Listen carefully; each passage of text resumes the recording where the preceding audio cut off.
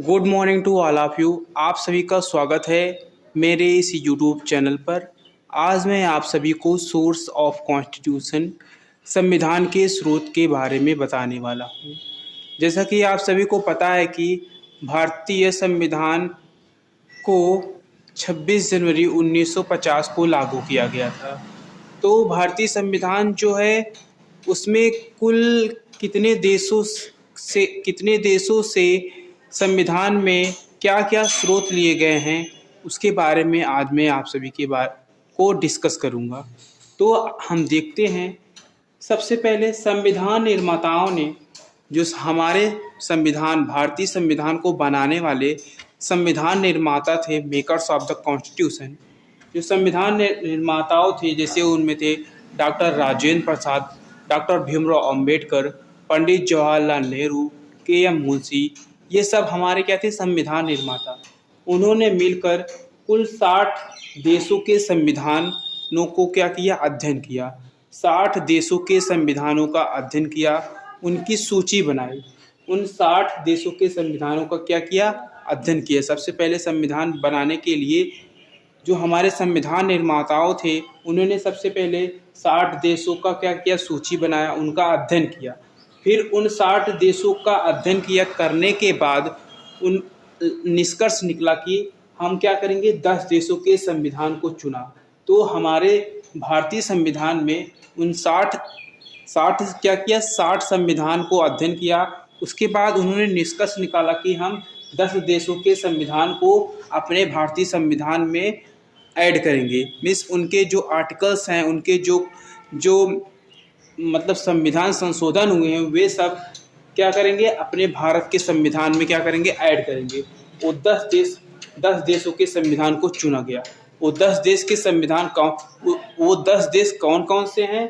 पहले नंबर पे है अमेरिका, उसके बाद है आयरलैंड, उसके बाद है ऑस्ट्रेलिया, ब्रिटेन, रूस, इसके बाद है जापान, जर्मनी, कनाडा, फ्रांस, दक्षिण अफ्रीका, साउथ अफ्रीका। फिर से देखते हैं, अमेरिका, आयरलैंड, ऑस्ट्रेलिया, ब्रिटेन, रूस, जापान, जर्मनी, कनाडा, फ्रांस और साउथ अफ्रीका। 60 देशों को अध्ययन करने के बाद ये जो 10 देश थे, ये जो 10 देश थे ये आपके सामने प्रस्तुत हैं। ये 10 देशों से हम अपने भारत के संविधान में इनके 8 संविधान को अध्ययन किया गया, कुछ न कुछ अपने भारत के संविधान में क्या किया गया, ऐड किया गया है। और हम बता दें कि अपने भारतीय संविधान का, कॉन्स्टिट्यूशन ऑफ इंडिया का सबसे बड़ा स्रोत क्या था? भारत शासन अधिनियम, शासन अधिनियम 1935, इंडियन गवर्नमेंट एक्ट 1935, भारत शासन अधिनियम 1935, इंडियन गवर्नमेंट एक्ट 1935, जो कि भारतीय संविधान का सबसे बड़ा क्या था, स्रोत था। सबसे बड़ा क्या था, स्रोत था। भारत शासन अधिनियम में कुल कितने भाग हैं? तो 14 भाग हैं। पार्ट्स कितने हैं? 14 भाग हैं। शेड्यूल्स कितने हैं? भारत शासन अधिनियम में भाग 14 हैं। सूची मतलब शेड्यूल्स कितने हैं? 10 शेड्यूल्स हैं। और आर्टिकल्स कितने हैं? अनुच्छेद 321 आर्टिकल्स हैं। तो भारत शासन अधिनियम 1935 के में 14 भाग हैं। पार्ट्स कितने हैं? 14। शेड्यूल्स 10 हैं, 10 है। आर्टिकल्स अनुच्छेद 321 है, 321 क्या है, आर्टिकल्स हैं। हमारे भारतीय संविधान का सबसे बड़ा स्रोत यही है, भारत शासन अधिनियम 1935, जिससे लगभग कितना 2050 250 अनुच्छेद भारतीय संविधान में शामिल किया गया है। भारत शासन अधिनियम से लगभग 250 अनुच्छेद भारतीय संविधान में शामिल किए गए हैं। कुछ अब हमको भारत शासन अधिनियम में 250 अनुच्छेद पढ़ने नहीं है, जो हमको इम्पोर्टेंट है वही हम जानेंगे। तो भारत शासन अधिनियम में लगभग 250 अनुच्छेद शामिल किए गए हैं। जो इम्पोर्टेंट अनुच्छेद है, 1-2 इम्पोर्टेंट अनुच्छेद है जो एग्जाम में कई बार पूछे जाते हैं, उसको मैं आप सभी को बता दे रहा हूँ। तो भारत शासन अधिनियम 1935, government Indian government act 1935, Indian government act 1935 1935 Bharat शासन अधिनियम से 250 क्या किए थे आर्टिकल्स लिए गए हैं, जिनमें से संघ लोक सेवा आयोग यूपीएससी की व्यवस्था कहाँ से लिया गया है, तो भारत शासन अधिनियम 1935 से लिया गया है। संघ लोक सेवा आयोग की व्यवस्था भारत शासन अधिनियम 1935 से लिया गया है, जिसे क्या बोलते हैं यूपीएससी, जिसे और क्या बोलते हैं यूपीएससी। यूपीएससी की व्यवस्था भारत शासन अधिनियम 1935 से लिया गया है। तो आप सभी लोग बताइए कि यूपीएससी की स्थापना कब हुआ था, कमेंट बॉक्स में कमेंट कीजिए। उसके बाद देखते हैं प्रशासनिक व्यवस्था। प्रशासनिक व्यवस्था भी कहाँ से लिया गया है, तो भारत शासन अधिनियम 1935 से। भारत शासन अधिनियम 1935 से प्रशासनिक व्यवस्था लिया गया है। जैसे कि एक जिले का मालिक कौन होता है, तो हम सब बोलेंगे क्या, डीएम। जिला अधिकारी जो होता है क्या होता है, जिला अधिकारी होता है क्या, एक जिले का मालिक होता है, एक जिले की प्रशासनिक व्यवस्था देखता है। अगर हम पुलिस व्यवस्था की बात करें तो पुलिस व्यवस्था को कौन देखता है, तो एसपी साहब। एसपी साहब क्या देखते हैं, पुलिस व्यवस्था। उसी प्रकार एक जिले का मालिक कौन होता है, जिला अधिकारी, डिस्ट्रिक्ट मजिस्ट्रेट। उसके बाद देखते हैं न्यायपालिका। तो न्यायपालिका का आकार कैसे है, तो त्रिभुजाकार है। न्यायपालिका का आकार किस प्रकार है, तो त्रिभुजाकार है। न्यायपालिका की व्यवस्था भी भारत शासन अधिनियम 1935 के तहत लिया गया है। मतलब न्यायपालिका की व्यवस्था भारत शासन अधिनियम 1935 से लिया गया है। न्यायपालिका का आकार कैसे होता है, न्यायपालिका का आकार त्रिभुजाकार होता है, ऐसे होता है। सबसे ऊपर कौन होता है, सुप्रीम कोर्ट। उसके बाद कौन होता है, हाई कोर्ट। उसके बाद क्या होता है, जिला न्यायालय। क्या होता है, सत्र न्यायालय या जिला न्यायालय, इसे क्या बोलते हैं, डिस्ट्रिक्ट कोर्ट। डिस्ट्रिक्ट क्या बोलते हैं उसको, डिस्ट्रिक्ट कोर्ट।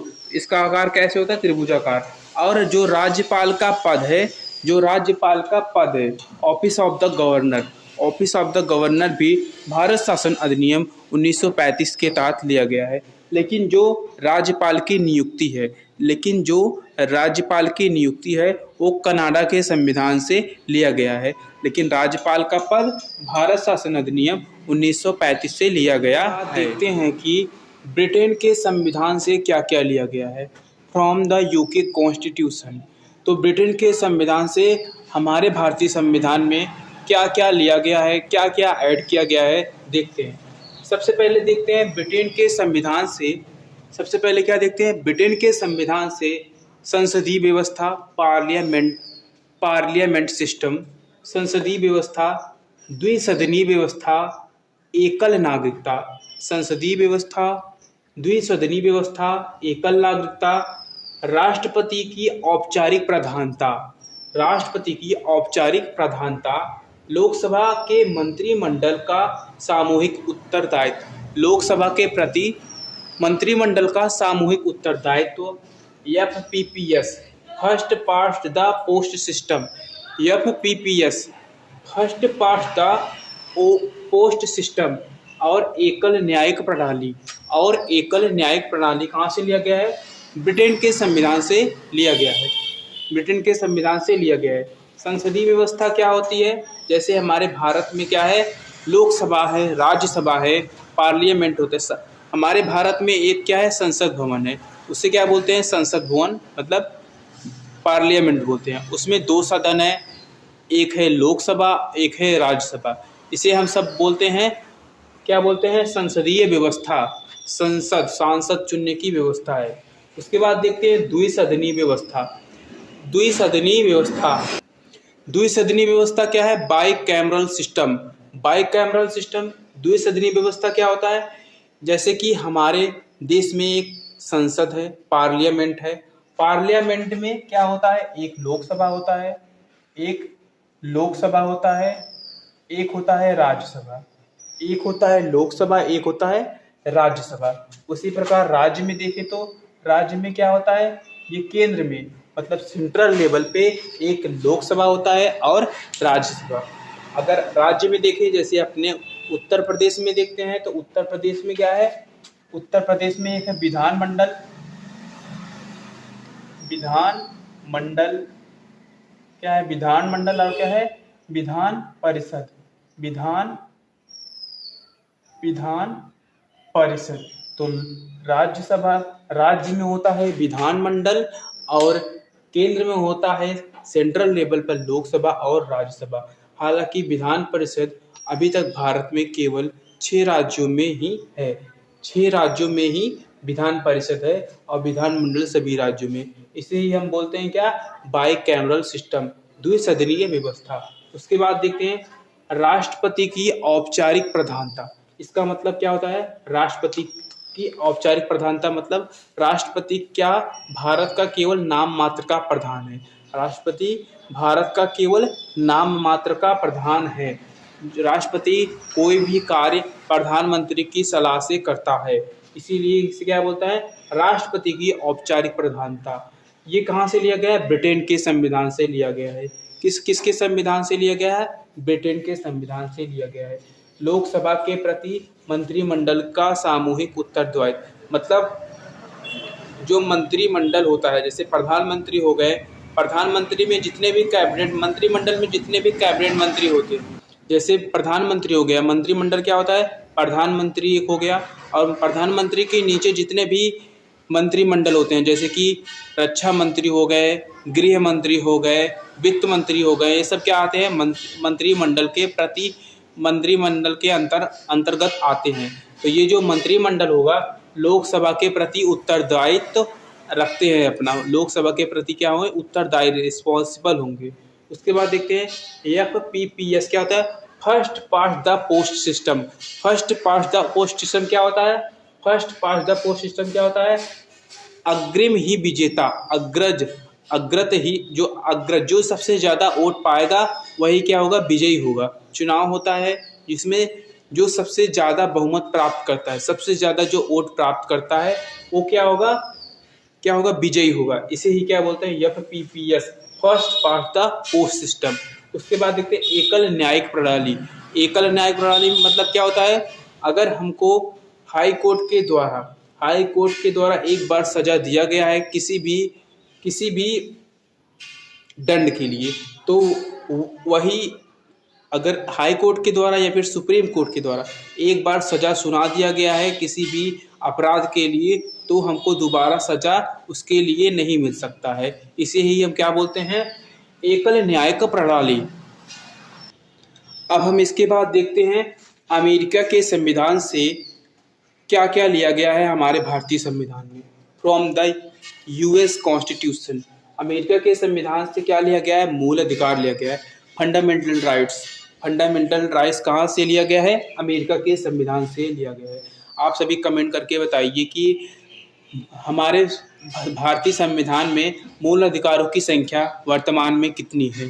तो फंडामेंटल राइट्स कहाँ से लिया गया है, फंडामेंटल राइट अमेरिका के संविधान से लिया गया है। उसके बाद देखते हैं राष्ट्रपति पर महाभियोग। हमारे संविधान में राष्ट्रपति पर महाभियोग, इम्पीचमेंट ऑफ द प्रेसिडेंट, अगर भारत का राष्ट्रपति सिद्ध कदाचार या फिर अपने राष्ट्रपति पद का क्या करता है, गलत दुरुपयोग करता है, तो दोनों सदन में, चाहे राज्यसभा हो चाहे लोकसभा हो, में क्या किया जा सकता है, इम्पीचमेंट लाया जा सकता है, महाभियोग लाया जा सकता है। ये कहाँ से लिया गया है, अमेरिका के संविधान से लिया गया है। इसके बाद देखते हैं उपराष्ट्रपति का पद, office of the vice president. उपराष्ट्रपति का पद मीन्स क्या होता है, उपराष्ट्रपति जो कि राज्यसभा का पदेन सभापति होता है, उसका जो पद है अमेरिका के संविधान US कॉन्स्टिट्यूशन से लिया गया है, अमेरिका के संविधान से लिया गया है। उसके बाद देखते हैं न्यायपालिका की स्वतंत्रता कि जो न्यायपालिका है अपना काम स्वतंत्र रूप से करेगा, उसमें कोई भी हो, चाहे वह प्रधानमंत्री हो चाहे वह राष्ट्रपति हो, उसमें हस्तक्षेप नहीं करेगा। इसे क्या बोलते हैं, न्यायपालिका की स्वतंत्रता। उसके बाद देखते हैं लोक जनहित याचिका, PIL, public interest litigation. PIL means क्या होता है? पब्लिक इंटरेस्ट लिटिगेशन, लोक जनहित याचिका, जिसको क्या किया गया है, कहाँ से लिया गया है? अमेरिका के संविधान से लिया गया है। लोक जनहित याचिका का जनक कौन है? PN भगवती। PN भगवती को पब्लिक इंटरेस्ट लिटिगेशन का क्या माना जाता है? जनक माना जाता है। उसके बाद देखते हैं ये PIL कहाँ से लिया गया? अमेरिका के संविधान से लिया गया है। उसके बाद देखते हैं न्यायिक पुनरावलोकन।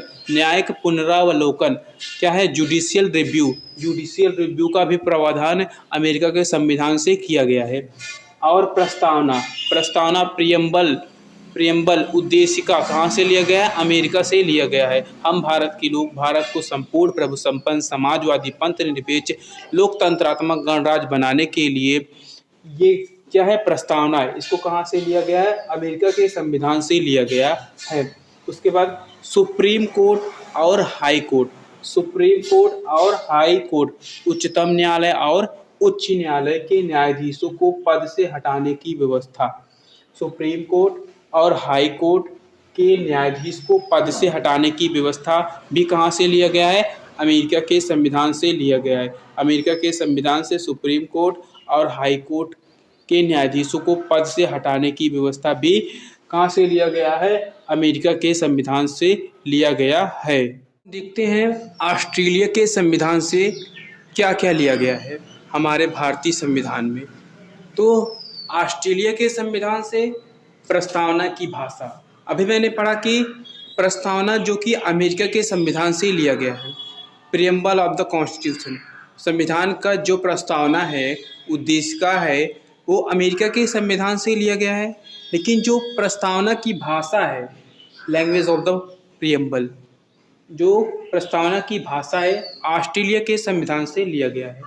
उसके बाद देखते हैं समवर्ती सूची। समवर्ती सूची भी कहाँ से लिया गया है? तो ऑस्ट्रेलिया के संविधान से समवर्ती सूची को क्या किया गया है? ऐड किया गया है।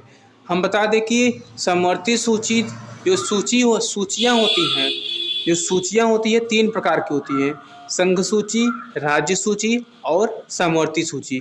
ये 3 सूची होती है। जो कि संघ सूची जो होती है वो केंद्र सरकार की होती है, उस पर केवल केंद्र सरकार ही कानून बना सकता है। जो राज्य सूची होती है उस पर केवल राज्य सूची मीन्स केवल राज्य सरकारी कानून बना सकते हैं। राज्य सूची पर राज्य सरकार और संघ सूची पर केंद्र सरकारी कानून बना सकते हैं। लेकिन जो समवर्ती सूची है इस पर केंद्र और राज्य दोनों कानून बना सकते हैं। ये समवर्ती सूची होते हैं। समवर्ती सूची कहाँ से लिया गया? ऑस्ट्रेलिया के संविधान से लिया गया है। और क्या है? शक्तियों का विभाजन, पृथक्करण। शक्तियों का पृथक्करण या शक्तियों का विभाजन, डिवीजन ऑफ द पावर। तो कहाँ से लिया गया? ऑस्ट्रेलिया के संविधान से लिया गया है कि शक्तियों का पृथक्करण। जैसे कि भारत का प्रधानमंत्री के पास अलग शक्तियाँ होती है, राष्ट्रपति के पास अलग शक्तियाँ होती हैं, और राज्य के मुख्यमंत्रियों के पास क्या होती है? शक्तियाँ होती हैं। राज्य के पास अलग शक्ति और केंद्र के पास अलग शक्ति, और गांव की पंचायतों के पास क्या होती है? अलग अलग शक्तियाँ होती है। इसे बोलते हैं क्या? शक्तियों का विभाजन। कहाँ से लिया गया? ऑस्ट्रेलिया से लिया गया है। और व्यापारिक संबंध भी ऑस्ट्रेलिया के संविधान से लिया गया। रिलेशन ऑन द ट्रेड, मतलब व्यापारिक संबंध कहाँ से लिया गया है? तो ऑस्ट्रेलिया के संविधान से लिया गया है। संयुक्त संसद के दोनों सदनों का क्या है? संयुक्त बैठक। संसद के दोनों सदनों का संयुक्त बैठक ऑस्ट्रेलिया के संविधान से लिया गया है। संयुक्त बैठक का उल्लेख आर्टिकल 108 संयुक्त बैठक का प्रावधान अनुच्छेद 108 में किया गया है। इसकी जो संयुक्त बैठक अब तक 3 बार बुलाया गया है। 3 बार अब तक क्या किया गया है? इसको क्या किया गया? 3 बार बुलाया जा चुका है। संसद के दोनों सदनों का संयुक्त बैठक आर्टिकल 108 में है। 3 बार इसका क्या किया गया? आहूत किया जा चुका है। आहूत में क्या होता है? बुलाना। आहूत कौन करता है? आहूत करता है भारत का राष्ट्रपति। आहूत कौन करता है? राष्ट्रपति। राष्ट्रपति। और अध्यक्षता कौन करता है? अध्यक्षता। अध्यक्षता क्या करता है? लोकसभा। लोकसभा का speaker. Speaker of Lok Sabha. Lok Sabha का स्पीकर। लोकसभा का स्पीकर वर्तमान में कौन है? ओम बिरला। तो अध्यक्षता लोकसभा का स्पीकर करता है। कौन बुलाता है? राष्ट्रपति बुलाता है संयुक्त बैठक। अब तक पूरा 3 बार बुलाया जा चुका है। अनुच्छेद 108 में इसका उल्लेख किया गया है। अध्यक्षता लोकसभा का स्पीकर करता है। अगर लोकसभा का स्पीकर नहीं है तो लोकसभा का उपाध्यक्ष करेगा इसकी अध्यक्षता। देखते हैं। तो अभी तक मैंने बताया कि भारत के संविधान के स्रोत कौन कौन से हैं। तो मैंने बताया कि जो हमारे संविधान के निर्माता थे, मेकर्स ऑफ द कॉन्स्टिट्यूशन, उन्होंने 60 देशों के संविधानों का क्या किया? अध्ययन किया। तो जो हमारे भारतीय संविधान के निर्माता थे, उन्होंने 60 देशों के संविधानों को अध्ययन किया। अध्ययन करने के बाद उन्होंने लास्ट में निष्कर्ष निकाला कि केवल हम क्या करेंगे? 10 देशों के संविधान को क्या करेंगे? अपने भारतीय संविधान में उनके आर्टिकल्स को ऐड करेंगे। मीन्स क्या करेंगे? उनकी नकल करेंगे। एक तरीके से बोल सकते हैं। तो भारतीय संविधान के निर्माता जो थे, उन्होंने 60 देशों के संविधान का अध्ययन किया। उसके बाद 10 देशों के संविधान को क्या किया? अपने भारतीय संविधान का क्या किया? स्रोत बनाया, सोर्स ऑफ द कॉन्स्टिट्यूशन बनाया। उनमें से अभी तक मैंने क्या किया? ब्रिटेन के संविधान को बताया कि क्या क्या थे जो हमारे संविधान में ऐड किए गए हैं। उसके बाद मैंने बताया कि अमेरिका के संविधान को कि उसमें क्या क्या ऐड किए गए हैं। उसके बाद मैंने बताया तीसरा ऑस्ट्रेलिया के संविधान से। मैंने बताया ऑस्ट्रेलिया के संविधान से समवर्ती सूची लिया गया है। दोनों सदनों की संयुक्त बैठक ऑस्ट्रेलिया के संविधान से लिया गया है। प्रस्तावना की भाषा भी कहाँ से लिया गया है? ऑस्ट्रेलिया के संविधान से। उसके बाद मैंने बताया अमेरिका के संविधान से प्रस्तावना कहाँ से लिया गया है? अमेरिका के संविधान से लिया गया है। फंडामेंटल राइट्स कहाँ से लिया गया है? अमेरिका के संविधान से लिया गया है। उसके बाद मैंने ब्रिटेन के संविधान से क्या लिया गया? एकल नागरिकता का प्रावधान किया गया है। एकल नागरिकता का प्रावधान भी कहाँ से किया गया है? तो ब्रिटेन के संविधान से किया गया है। और मैंने बताया था कि मूल अधिकार जो हैं कितने होते हैं। आप सभी से बोला था कि कमेंट बॉक्स में कमेंट कीजिए। तो मूल अधिकारों की संख्या हमारे भारतीय संविधान में 6 हैं। कितने मूल अधिकार हैं? पूरे 6 मूल अधिकार का प्रावधान किया गया है।